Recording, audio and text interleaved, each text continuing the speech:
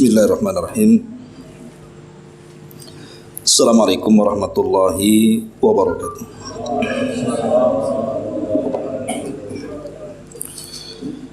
Alhamdulillah wassalatu wassalamu ala Rasulillah wa ala alihi wa sahbihi wa mawalah wa la hawla wa la quwata illa billahi wa ba'du. Terlanjutkan kajian kita masih membahas tafsir dari surah An-Nazi'at, dan kita masuk pada ayat ke 42 dan seterusnya. A'udzubillahi minasyaitonir rajim. Bismillahirrahmanirrahim. Yas'alunaka 'anis sa'ati ayyana mursaha fima anta min dzikraha ila rabbika muntahaha innama anta munziru man yakhshaha ka'annahum yawma yarawnaha lam yalbathu illa 'ashiyatan aw duhaha. Mereka orang-orang kafir bertanya kepadamu, wahai Muhammad, tentang tragedi hari kiamat. Kira-kira kapan terjadinya? Untuk apa engkau perlu menyebutkan waktunya? Kepada Rabb-Mu lah dikembalikan kesudahan ketentuan waktunya. Engkau wahai Muhammad hanyalah pemberi peringatan bagi siapa yang takut kepada hari kiamat. Karena pada hari itu, ketika mereka melihat hari itu, karena susahnya, hebatnya hari itu, mereka merasakan seolah-olah hanya sebentar saja tinggal di dunia pada waktu sore atau mungkin di waktu duha. Inilah bagian akhir daripada surah An-Nazi'at. Bagian akhir ini Allah Subhanahu wa taala menjelaskan kepada kita tentang peristiwa besar yang menghancurkan alam semesta. Itulah hari kiamat. Di sini Allah Subhanahu wa taala mengatakan yas'alunaka 'anis sa'ati ayyana mursaha. Mereka orang-orang kafir bertanya kepadamu tentang hari kiamat, kira-kira kapan terjadinya. Sering saya katakan bahwa peristiwa hari kiamat tidak ada yang tahu kapan terjadinya kecuali hanya Allah Subhanahu wa taala. Dan itu disebutkan di beberapa ayat dalam Al-Qur'an. Di antaranya surah Al-A'raf ayat 187. Yas'alunaka 'anis sa'ati ayyana mursaha qul innama ilmuha inda rabbi la yujalliha liwaqtiha illahu. Mereka menanyakan kepadamu wahai Muhammad tentang kapan terjadi kiamat. Bilakah terjadinya? Maka katakanlah sesungguhnya pengetahuan tentang kiamat itu ada pada sisi Rabb-Mu. Tidak ada seorang pun yang dapat menjelaskan waktu kedatangannya kecuali Dia semata, maksudnya Allah Subhanahu wa taala. Kemudian di ayat yang lainnya yang maknanya serupa adalah surah Al-Ahzab ayat 63. Allah mengatakan yas'alunaka an-nasu 'anis sa'ati qul innama ilmuha indallah wa ma yudrika la'alla as-sa'atu takunu qariban. Manusia bertanya kepadamu wahai Muhammad tentang hari bangkitnya kiamat. Katakanlah sesungguhnya pengetahuan tentang hari bangkitnya itu hanya di sisi Allah. Dan tahukah kamu boleh jadi hari bangkitnya kiamat itu sudah dekat waktunya. Dari dua ayat ini kita tahu, menguatkan ayat dalam surah An-Nazi'at yang kita baca, dengan tegas Allah Subhanahu wa taala mengatakan bahwa tragedi kiamat itu tidak ada yang tahu kecuali Allah. Makanya disebutkan dalam sebuah hadis dari Ibnu Umar radhiyallahu anhuma. Hadis ini dikeluarkan Imam Bukhari dalam sahihnya dari Nabi sallallahu alaihi wasallam ketika memberikan catatan kepada surah Luqman ayat 34. Nabi sallallahu alaihi wasallam mengatakan mafatihul ghaibi khamsun. Kunci-kunci kegaiban itu ada 5. La ya'lamuhunna illallah. Di mana kunci-kunci kegaiban itu tidak ada yang mengetahui kecuali Allah yang menyingkapnya. Kemudian Nabi membacakan surah Luqman ayat 34. Innallaha indahu ilmus sa'ati. Sesungguhnya di sisi Allah lah pengetahuan kapan terjadinya kiamat. Wa yunazzilul ghais. Juga kejadian kapan turunnya hujan.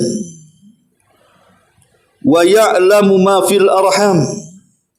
Dan hanya Allah yang tahu tentang kondisi bayi yang ada dalam rahim. Wa ma tadri nafsum madza taksibu ghadan. Jiwa tidak tahu apa yang akan terjadi esok hari. Wa ma tadri nafsum bi ayyi ardin tamut. Dan jiwa tidak tahu di mana dia mati.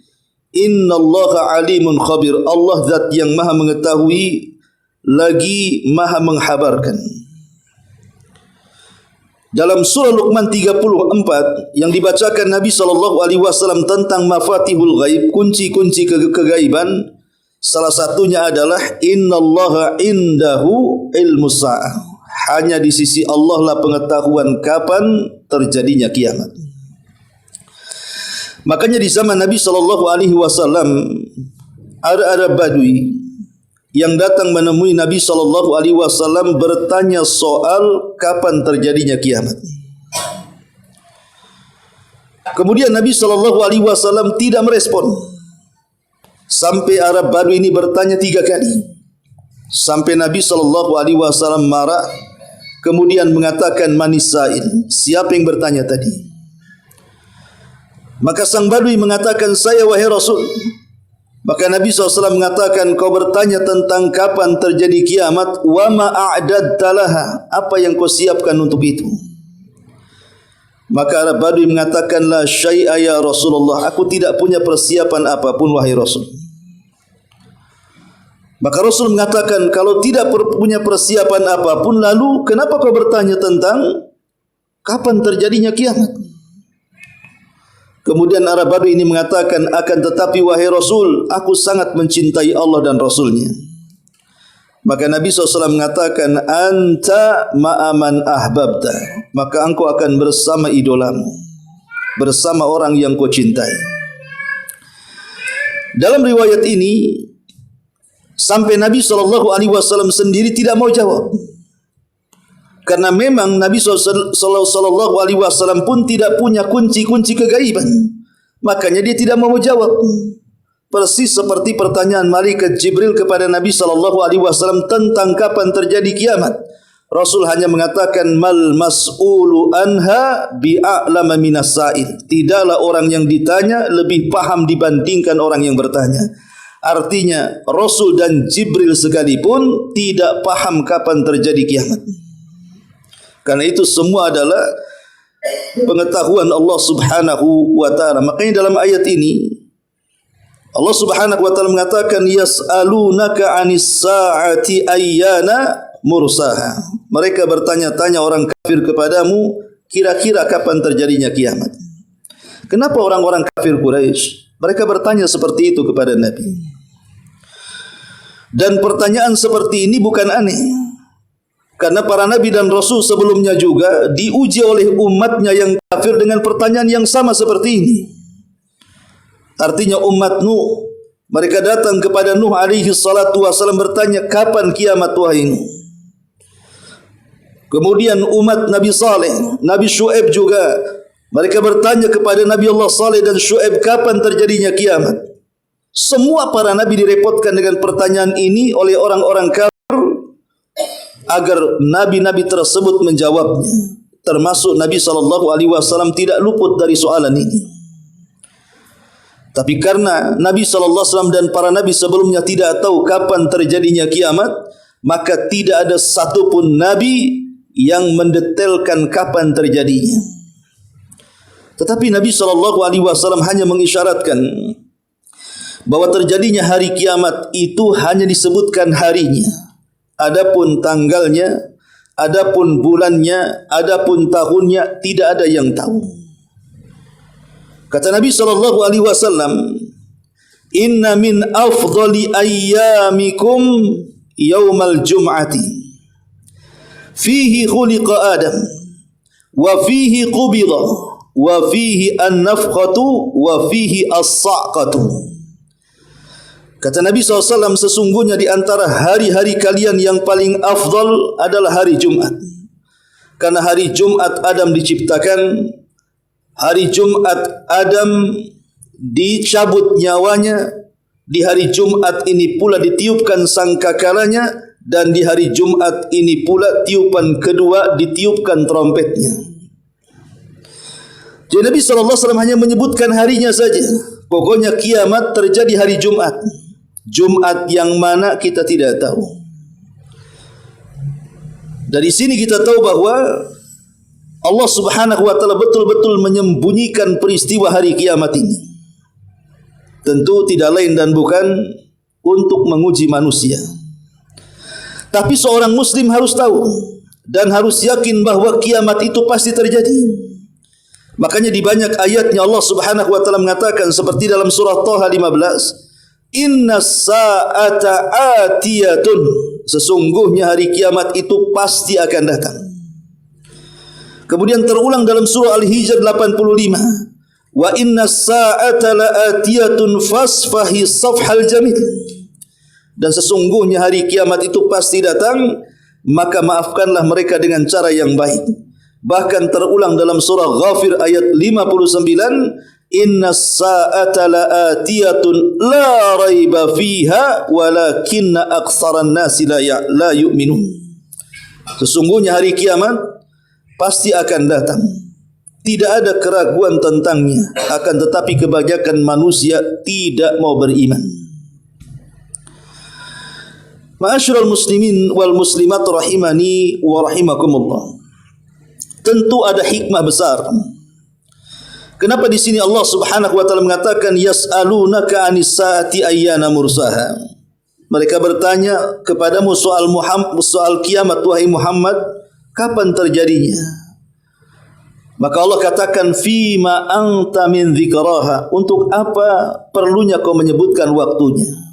Apa gunanya sekalipun waktunya disebutkan, lalu apa gunanya?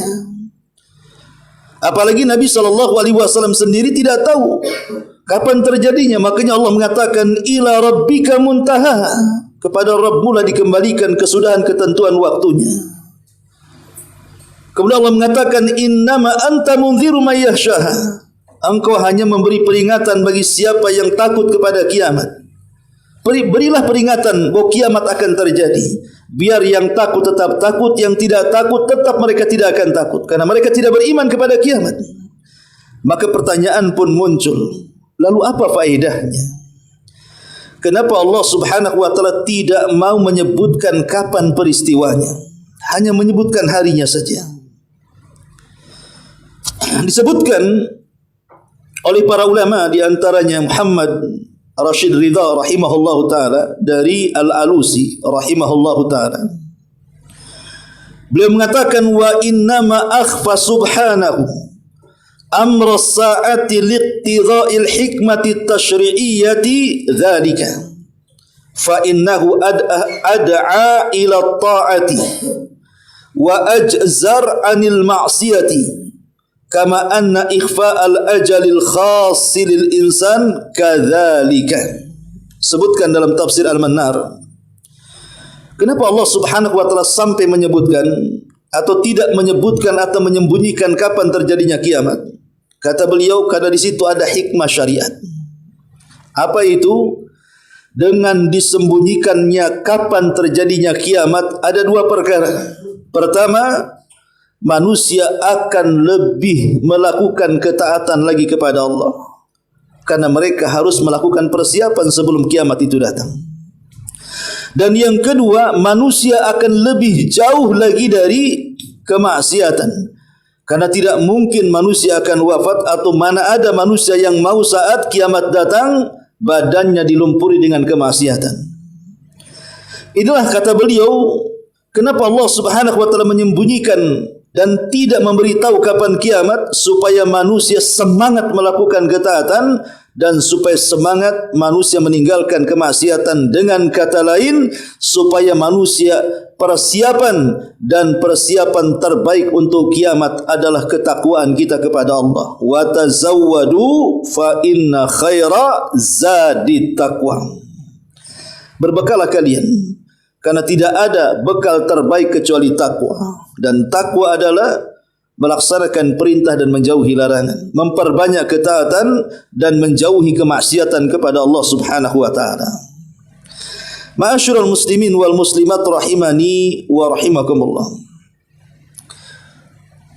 Allah Subhanahu wa taala zat yang maha adil. Ketika Allah Subhanahu wa taala memberitahu bahwa alam semesta ini akan terjadi kehancuran, tidak ada yang selamat kecuali makhluk yang dikecualikan. Itu pun tidak banyak, hanya 6-7 makhluk yang dikecualikan saat kiamat tidak mungkin dihancurkan. Salah satunya ruh dan tulang ekor manusia.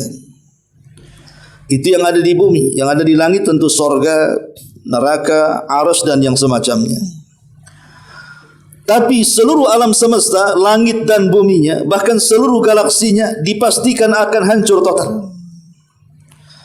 Tetapi Allah Subhanahu wa taala zat yang maha adil, tidak mungkin mendatangkan kiamat itu sekonyong-konyong, di mana manusia tidak ada persiapan untuk itu.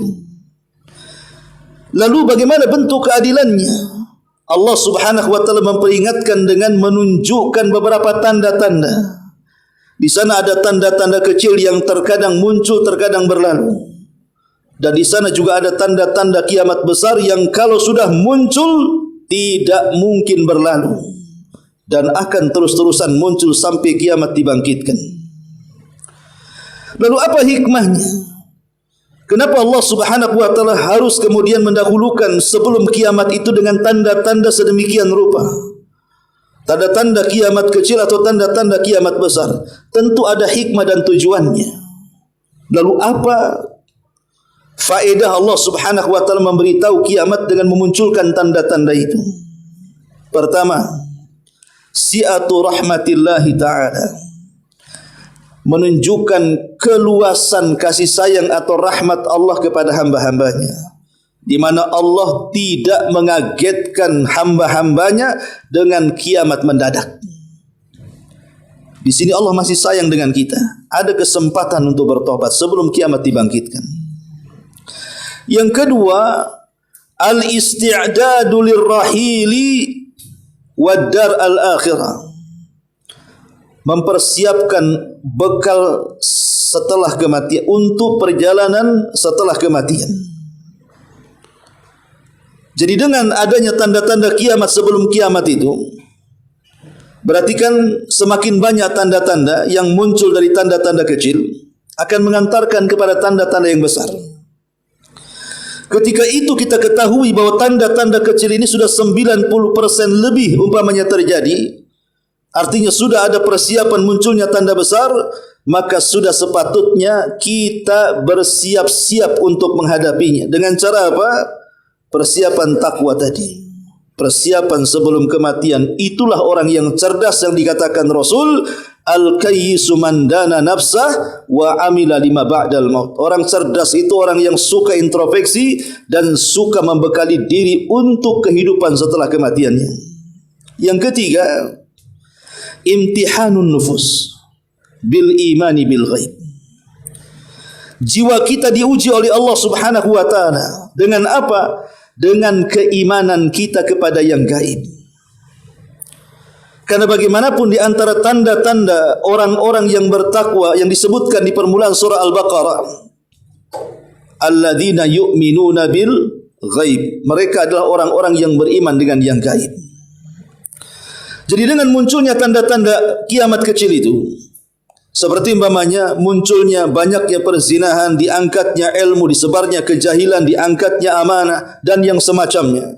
Kita sedang diuji oleh Allah Subhanahu wa taala, jiwa-jiwa kita ini, apakah kita masih beriman dengan yang gaib bahwa kiamat itu pasti terjadi? Karena ada yang meragukan masalahnya. Bahkan mereka kemudian berusaha untuk membantah hujah-hujah yang syar'i dengan hujah-hujah akliyah. Mana ada itu Dajjal? Dajjal itu bukan manusia, tapi simbol keserakahan bangsa Eropa dan Barat katanya. Mereka menghilangkan sosoknya kemudian berusaha mengganti dengan yang lainnya karena tidak yakin. Mana mungkin Isa turun? Isa sudah mati di tiang saliban. Enggak mungkin dia diangkat ke langit. Dan begitu seterusnya. Akhirnya kemudian banyak prediksi-prediksi, banyak cerita-cerita yang menyelisihi nas-nas asli dari Quran dan Sunnah Nabi SAW. Mulai ragu tentang tidak mungkin terjadi kiamat. Makanya dengan tanda-tanda itu harusnya Allah sedang menguji kita tentang keimanan kita dengan yang gaib, bahwa itu pasti terjadi, lulus atau tidak. Kemudian yang keempat, tasbitul imani fil qalbi, lianna kulla syartin idza tahaqqaqa qala al-mu'minun hadza ma wa'ada Allah wa rasuluhu wa sadaqa Allah wa rasuluhu wa ma zaduhum illa imana wa taslima. Dengan dimukaddimahi tanda-tanda kiamat kecil ataupun besar sebelum kiamat terjadi itu bisa memantapkan iman seorang mukmin dalam hatinya. Kenapa?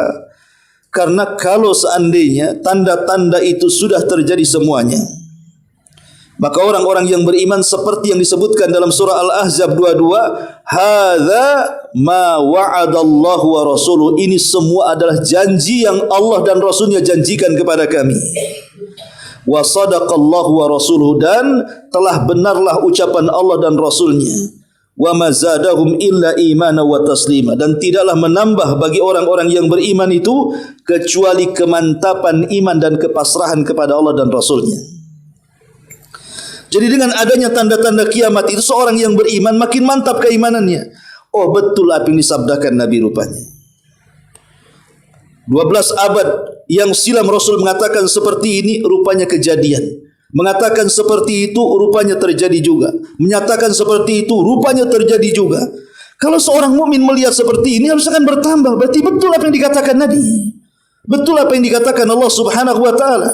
Maka dengan melihat tanda-tanda itu, mantaplah keimanannya. Ini yang keempat. Yang kelima, tahyi'atun nufus limuwajahatil fitan. Fala yazalul fitanu taqa'u fil ummati. Wa Rasulullah sallallahu alaihi wasallam yaqul, inna baina yaday sa'ati fitanan ka qita'il lailil mudlim. Yang kelima, dengan dimukaddimahi kehancuran alam semesta dengan tanda-tanda kecil atau besar tadi, faedahnya adalah jiwa semakin siap untuk apa? Untuk menghadapi segala macam fitnah. Jadi dengan kita melihat banyaknya tanda-tanda kiamat yang bermunculan, bahkan ulama mengatakan sudah 90% lebih tanda-tanda kiamat kecil itu muncul di dunia dari era zaman Nabi sampai sekarang. Kalau orang yang beriman dengan munculnya banyak tanda, dan tanda-tanda fitnah itu sudah disabdakan 14 abad yang silam, bahwa Nabi mengatakan sesungguhnya mendekati kiamat itu akan terjadi banyak fitnah. Bahkan fitnah itu seperti potongan malam yang gelap gulita. Maknanya apa? Siapapun yang tidak punya pengetahuan agama, maka digelapkan jalannya. Dia bisa menabrak ke sana kemari, masuk ke dalam kubangan fitnah. Maka dengan kemudian Allah memunculkan tanda-tanda itu, maka kita semakin siap. Karena Rasul sudah mengatakan 14 abad yang silam bahwa akan terjadi fitnah besar. Ada fitnah ini, fitnah itu, fitnah macam-macam. Dan kita sudah tahu informasinya. Nah, ketika kita sudah tahu informasi dengan fitnah-fitnah yang akan terjadi di akhir zaman, maka seorang muslim lebih bisa lagi menghadapi fitnah-fitnah itu. Ini yang kelima. Kemudian yang keenam, tarbiyatun nufus alal isti'fafi. Dengan dimunculkan banyak tanda-tanda sebelum kehancuran semesta ini bentuk tarbiyah, bentuk pelajaran kepada jiwa alal isti'faf, agar kita lebih menjaga kehormatan lagi, tidak rakus dengan dunia.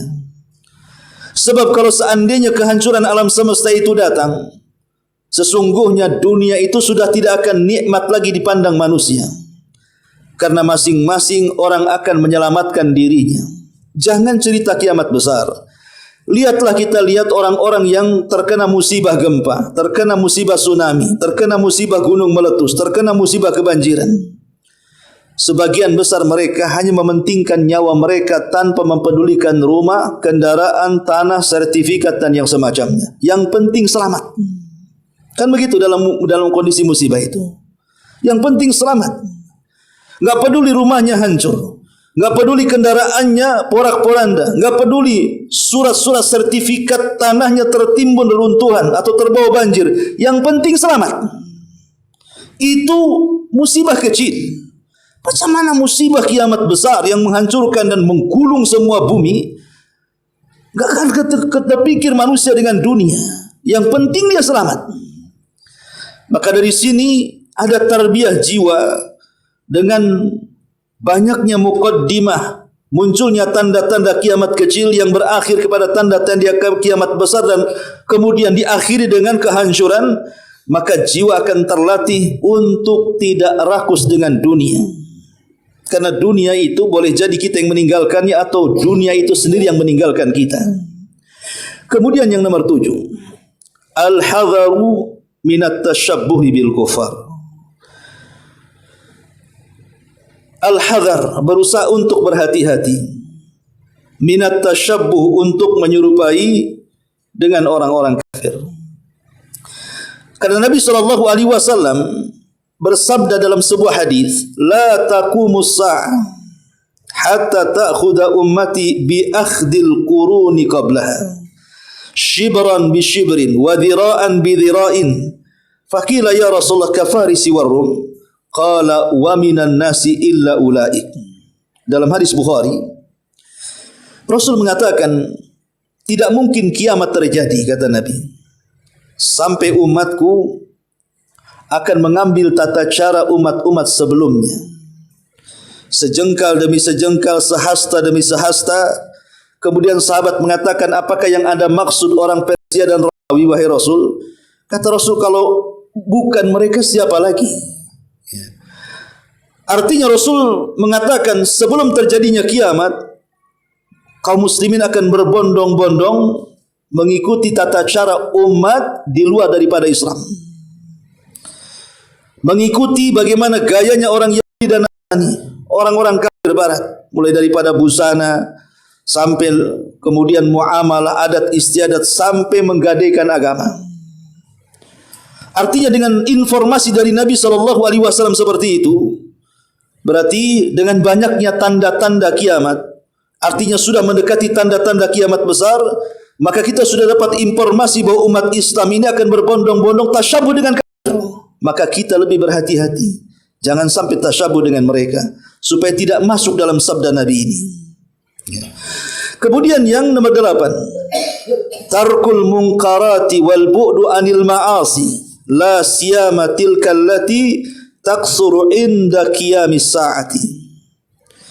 Berusaha untuk meninggalkan kemungkaran, menjauhkan diri dari kemaksiatan, terutama kalau sudah dekatnya atau banyaknya bermunculan tanda-tanda yang mendekati dekatnya kiamat. Kalau seandainya ulama mengatakan 99% dari zaman Nabi SAW sampai hari ini, tanda-tanda kiamat kecil itu sudah banyak bermunculan, artinya hanya beberapa persen lagi menunjukkan dekatnya kepada tanda-tanda kiamat besar. Kalau sudah tanda-tanda kiamat besar, kalau iman tidak mantap, dipastikan dia masuk ke kubangan fitnah.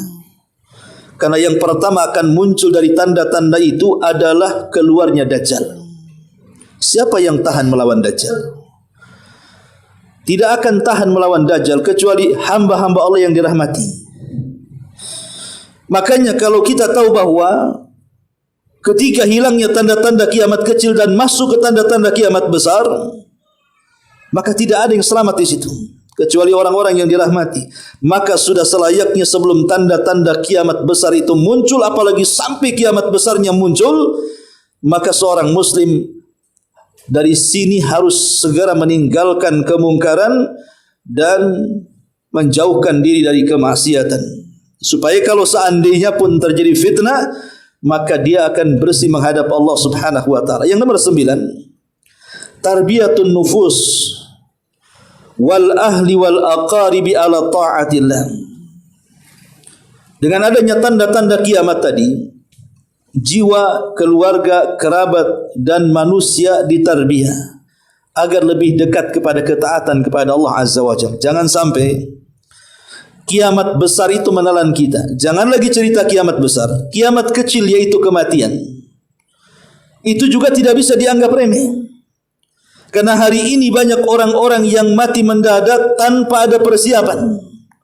Siapa yang nyangka kita keluar rumah pakai kendaraan, tiba-tiba mati di tengah jalan? Tidak ada yang menyangka. Dan itu banyak terjadi. Perasaan motor baru beli, rem juga bagus, spion juga oke, dan dia juga mematuhi tanda-tanda rambu-rambu lalu lintas. Dia pun berusaha untuk tidak kencang-kencang, slow-slow saja. Rupanya bukan dia nabrak, orang yang nabrak dia. Siapa yang tahu? Namanya kematian itu adalah kiamat kecil bagi kita. Itu saja menakutkan. Macam mana dengan kiamat besar? Maka sudah selayaknya dengan memperhatikan tanda-tanda sebelum kiamat besar itu, maka kita ditarbiyah oleh Allah, kita, keluarga kita dan kerabat-kerabat kita, agar tetap lebih meningkatkan ketakwaan kita kepada Allah Azza wa Jalla. Kemudian yang ke-10, ihtiramul ulama wal iltifafu haulahum. Sebaiknya mendekati kiamat dengan bermunculan banyak tanda-tanda, muliakan para ulama dan jangan jauhi mereka. Nabi mengatakan, inna min asyratis saati thalathatun ihdahunna an yaltamisal ilmu indal asagir. Sesungguhnya di antara tanda-tanda kiamat itu ada 3. Salah satunya adalah banyaknya manusia mencari ilmu pengetahuan indal asagir. Asagir di sini maksudnya orang-orang sesat.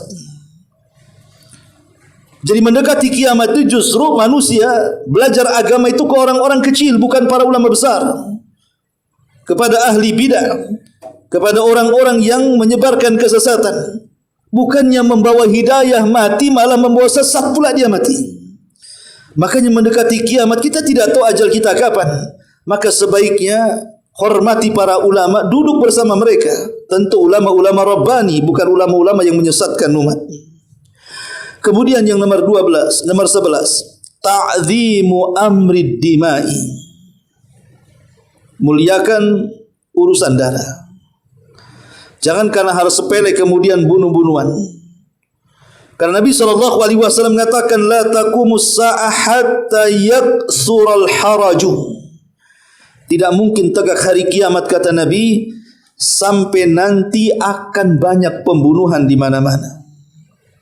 Sampai-sampai orang yang membunuh dia tidak sadar kenapa dia bisa membunuh, dan orang yang dibunuh dia pun bingung kenapa dia bisa dibunuh. Apa alasan bisa dibunuh? Bukankah dalam Islam bunuh ini ada alasannya? Seperti qisas umpamanya, seperti seorang yang menikah dan dia berzina, atau dengan kata lain zina muhsan, ataupun orang yang membuat keonaran seperti para perampok yang tidak segan membunuh pun mengambil harta orang, ya. Ataupun dalam perangan. Jadi ada aturannya bunuh-bunuhan itu. Tapi di akhir zaman, kata Nabi SAW, nyawa manusia itu begitu ringan. Dan itu 14 abad yang silam Rasul mengatakan, dan itu sudah terbukti. Coba antum lihat berita di internet itu, di YouTube, di Facebook, di mana-mana. Hampir tiap hari ada orang yang mati. Bukan mati wajar, ya, tetapi mati karena dibunuh. Gara-gara parkir bunuh-bunuhan, gara-gara hutang bunuh-bunuhan, gara-gara tersinggung bunuh-bunuhan, gara-gara waris bunuh-bunuhan.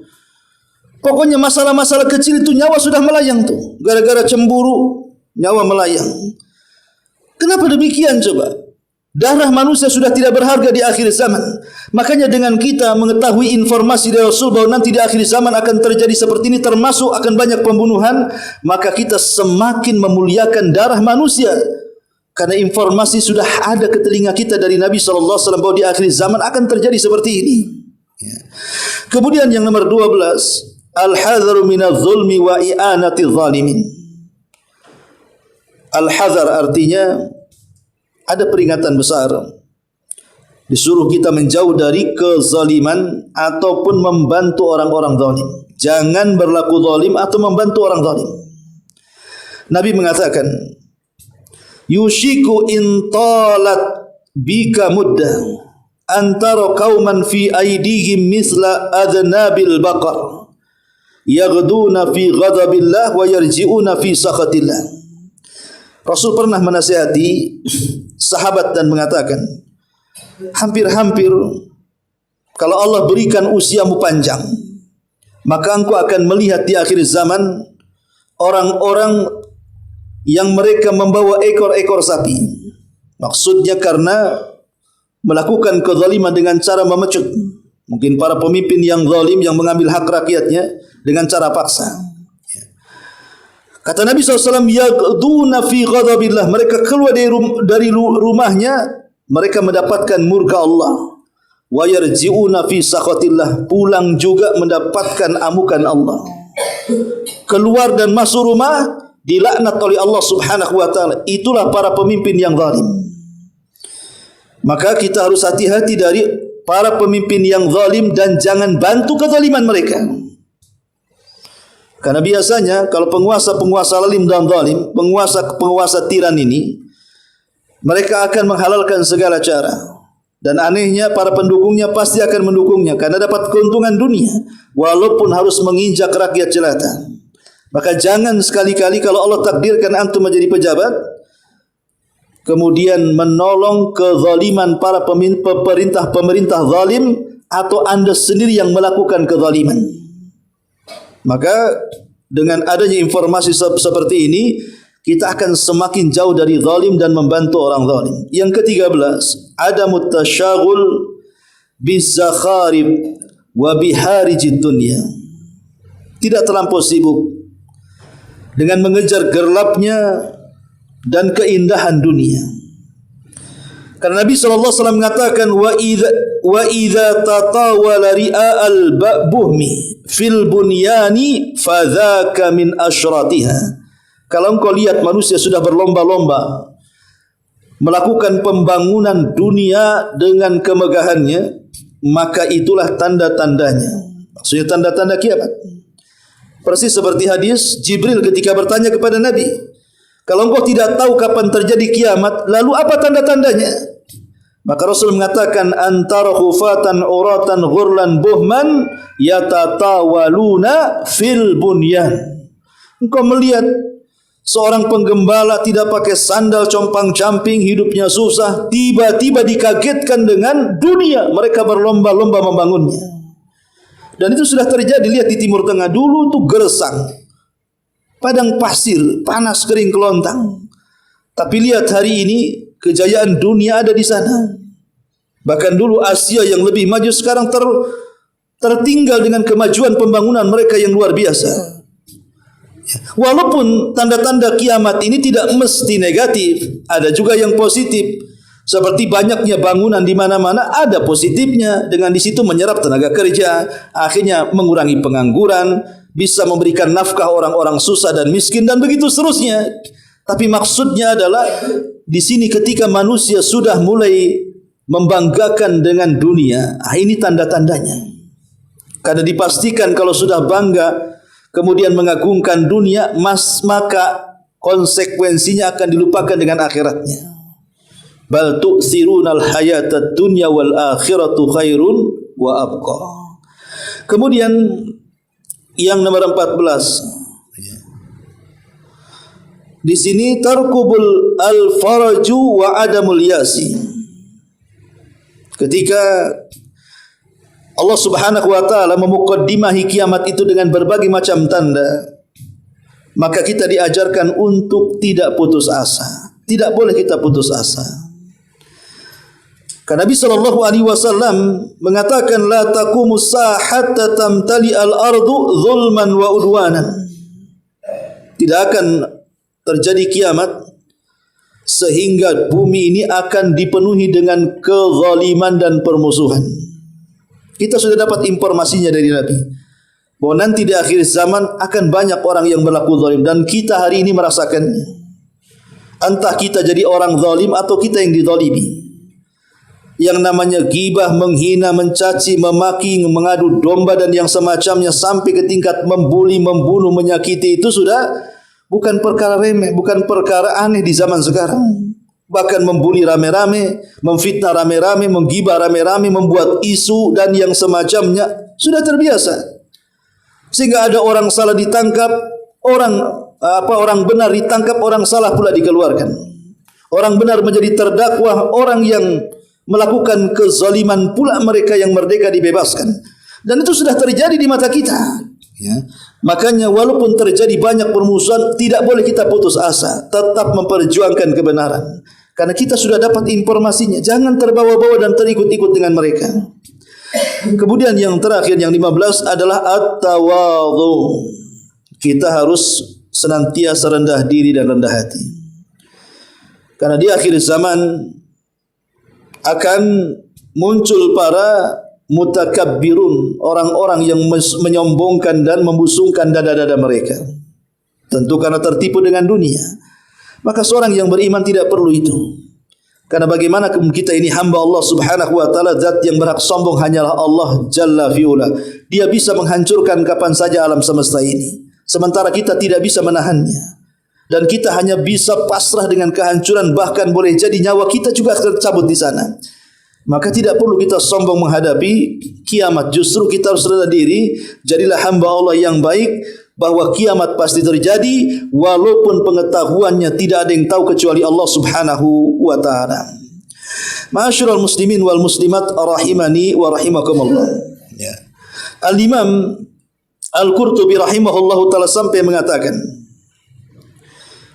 ketika seseorang itu mengetahui telah dekatnya kiamat dengan dimuqaddamihi tanda-tanda kecil atau besar tadi, kata beliau, maka dengan pengetahuan itu manusia akan menjadi qasru amalihi, angan-angannya akan pendek.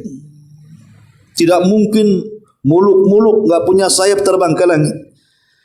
Ya. Kemudian taubat nafsuhu bitaubah, jiwanya akan baik sehingga akan senantiasa memperbaharui taubatnya. Dikhawatirkan kiamat datang dia belum bertobat. Ya. Walam yarkan ila dunya, dan dia tidak mungkin juga, kata beliau, orang yang terus mengenang akan terjadi kiamat dan yakin pasti terjadi, maka hidupnya tidak mungkin dimakan dunia. Kemudian kata beliau, dan yang terakhir beliau mengatakan, fama baki minad dunya aqal mimma madha. Tidaklah yang tersisa dari dunia itu lebih sedikit dibandingkan yang sudah berlalu. Artinya bahwa dunia ini hina, dunia ini fana, dunia ini sebuah ujian yang Allah Subhanahu wa taala berikan kepada kita. Tidak ada kehidupan abadi yang sesungguhnya kecuali sorga. Tidak ada kesenangan yang abadi yang sesungguhnya kecuali sorga. Lalu apa yang dipertahankan dari dunia ini? Kalau memang ada kehidupan setelah kematian, kenapa itu tidak dikejar? Bukankah dunia ini, kata Rasul, seperti jarum yang ditetes ke dalam, yang dicelupkan ke lautan, kemudian diangkat satu tetes, itulah yang dinikmati semua manusia dari zaman Adam sampai yang terakhir mati. Lautan itu bak sorganya. Kenapa kita mengejar setetes meninggalkan yang luas begitu, maksudnya sorga? Maka ini sebuah kegilaan. Kalau mengejar yang setetes meninggalkan yang tidak ada pandangan yang meluas seperti lautan yang tidak bertepi itu. Maka di sini kata Imam Al-Qurtubi rahimahullahu taala, kalau sudah tahu bahwa kehidupan akhirat jauh lebih baik, kehidupan dunia adalah kehidupan sesaat, kenapa kemudian memperjuangkan yang sesat dan meninggalkan yang kekal abadi? Kemudian Allah Subhanahu wa taala di sini menutup ayatnya innama anta munziru may yahshaha ka'annahum yawma yarawnaha lam yalbathu illa ashiyatan aw duhaha. Engkau Muhammad hanya memberikan peringatan. Nabi SAW itu ketika mengatakan bahwa nanti di akhir zaman akan terjadi ini, itu. Macam-macam Nabi SAW memprediksi dengan tanda-tanda yang disebutkan baik yang kecil atau yang besar sampai dengan detailnya. Nabi menyebutkan baik tanda-tanda yang sudah muncul dan tidak akan kembali, baik tanda-tanda yang muncul dan tidak akan pernah dihentikan, baik tanda-tanda yang belum muncul pasti terjadi, atau tanda-tanda yang kemudian bercampur antara kecil dan besar. Dengan detailnya Nabi SAW menjelaskan kepada kita. Untuk apa? Innama anta munziru may yahshaha. Untuk memberikan peringatan bagi orang-orang yang ada rasa takut akan terjadi itu. Tapi bagi orang-orang yang tidak ada iman dalam hatinya, mana takut dengan peringatan itu. Justru mereka para pelaku yang masuk ke tanda-tanda itu. Kemudian Allah katakan ka'annahum yauma yarawnaha lam yalbathu illa ashiyatan aw duhaha. Pada hari ketika mereka melihat hari kiamat itu, karena suasananya yang sangat hebat, mereka merasa seakan-akan mereka sebentar tinggal di dunia, boleh jadi di waktu sore atau waktu pagi. Artinya ketika kita ini dari kecil, remaja, dewasa, tua dipenuhi dengan kesenangan. Kita lalui masa-masa tadi. Di mana masa kecil antum lalui dengan baik, masa remaja begitu juga, masa dewasa sampai masa tua, tiba-tiba ketika tua dihadapkan dengan kiamat besar. Ingat bahwa memori masa lalu akan terhapus dengan satu teriakan trompet Israfil. Seolah-olah kita tidak pernah hidup di dunia kecuali hanya di waktu sore atau di waktu duha saja. Padahal dia sudah hidup mungkin 70 tahun, 80 tahun, 100 tahun. Kenapa? Karena dahsyatnya kiamat menghancurkan memori kita. Hilang semua memori itu. Seolah-olah kita baru lahir kemudian mati. Itulah kedahsyatan hari kiamat yang membuat orang mabuk padahal tidak mabuk. Yang membuat ibu-ibu yang hamil keguguran, yang membuat orang lupa dengan anaknya, lari dari saudaranya, lari dari orang tuanya, lari dari orang-orang yang dicintainya, karena pada hari itu semua kesibukan hanya mengarah kepada dirinya. Di mana Allah mengatakan yauma yafirrul mar'u min akhi wa ummihi wa abi wa sahibatihi wa banih likulli imri'in minhum yauma idzin sya'nun yughni. Pada hari itu manusia menyibukkan diri sendiri tanpa memandang siapapun di sekitarnya. Dia lupa kalau dia punya anak, ditinggalkan anaknya. Dia lupa kalau punya pasangan, ditinggalkan pasangannya. Dia lupa kalau punya orang tua, ditinggalkan orang tuanya. Karena sibuk menyelamatkan masing-masing. Begitulah kemudian manusia karena begitu kacaunya sehingga seolah-olah mereka baru lahir kemudian mati. Inilah dahsyatnya hari kiamat yang disebutkan dalam surah An-Nazi'at. Dari sini berakhirlah surah An-Nazi'at dan insyaallah kita masuk dalam surah An-Naba. Baik, sampai di sini. Sebelum kita tutup, kalau ada yang mau bertanya silakan. Kalau enggak kita tutup. Ya. Tadi hadis yang ketawalun yang itu bahwa termasuk di mesin semua-semuanya. Gimana? Ya ketawalun fil. Ayo. Ya, itu umum semuanya. Ya tatawaluna fil bunyan namanya bangunan yang mencakup rumah sakit, mencakup hotel, ya mencakup ya bangunan-bangunan negara, rumah-rumah pribadi, masyarakat, perumahan, macam-macam. Ya. Ya semuanya, masjid-masjid semuanya. Apalagi masjid ada khusus tentang bahwa tidak mungkin terjadi kiamat sampai masjid-masjid itu akan dibangga-banggakan karena bangunannya. Jadi yang dibanggakan bangunannya bukan orang-orang yang memakmurkannya. Jadi kalau sekarang masjid penuh dengan AC, menara tinggi-tinggi dengan desain yang luar biasa menghabiskan miliaran, itu bukan tidak bagus. Karena semakin nyaman ibadah kan semakin khusyuk, gitu ya. Cuman masalahnya karena mereka hanya mementingkan bangunan, bukan mementingkan memakmurkannya. Ya masjid sebesar apapun cuma ada satu saf, lalu buat apa? Sekalipun ada acara-acara besar sendiri mungkin dilakukan setahun sekali, 2 kali, itu pun terkadang tidak ada contohnya. Lalu untuk apa? Membanggakan bangunan? Orang tidak akan takut dengan bangunan. Kafir itu hanya takut ketika kaum muslimin walaupun masjidnya jelek tapi mereka berkumpul dalam masjid untuk memakmurkannya, karena dari situ kejayaan Islam akan muncul. Berawal dari masjid. Di zaman Rasul semua aktivitas di masjid. Latihan perang aja di masjid. Kalau sekarang latihan di perang di masjid dituduh teroris sekarang itu. Nyiapin apa tuh pasukan khusus katanya. Artinya bahwa semua yang bersifat bangunan itu tanda dari tanda-tanda kiamat, tetapi bukan perkara yang negatif. Tanda-tanda kiamat tidak mesti negatif, ada yang positif. Ya salah satunya banyak bangunan di mana-mana, di satu sisi ada positifnya juga kan. Ya, dengan adanya bangunan besar pesantren akhirnya makin bisa belajar dengan teknologi yang tinggi. Ya, kemudian dengan masjid yang besar akhirnya tertampung banyak masyarakat. Dengan bangunan yang besar hotel-hotel kita bisa nginap di mana-mana. Dimudahkan, ada yang positif. Cuman maksudnya dengan seperti ini sudah mendekati kiamat tuh. Kalau sudah bangunan menjulang ke langit, ya, entah berapa lantai itu, kondo-kondo dan begitu seterusnya, berarti ini sudah tanda-tandanya dekat dengan kiamat tuh. Karena kiamat itu muncul ketika dunia di atas kejayaannya. Dunia di atas kejayaan, disitulah kiamat dibangkitkan untuk menunjukkan bahwa Allah itu maha kuasa, tidak ada yang sombong di mata Allah subhanahu wa ta'ala. Karena ada orang-orang yang kemudian mereka selalu dengan sinis mengatakan, tidak mungkin kiamat. Mana kiamat? Tidak akan terjadi kiamat itu. Manusia ini hanya dihancurkan dengan waktu saja. Waktunya mati ya mati, waktunya lahir ya lahir. Tidak ada kehancuran itu. Ya. Karena ada orang-orang yang kemudian berpemikiran seperti itu.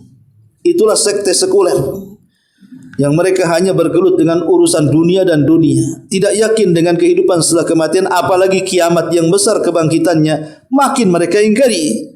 Itu mustahil terjadi. Ya, kalaupun memang kehancuran itu ulah manusia seperti perang dunia pertama, kedua, ketiga, ya hanya seperti itu kehancuran.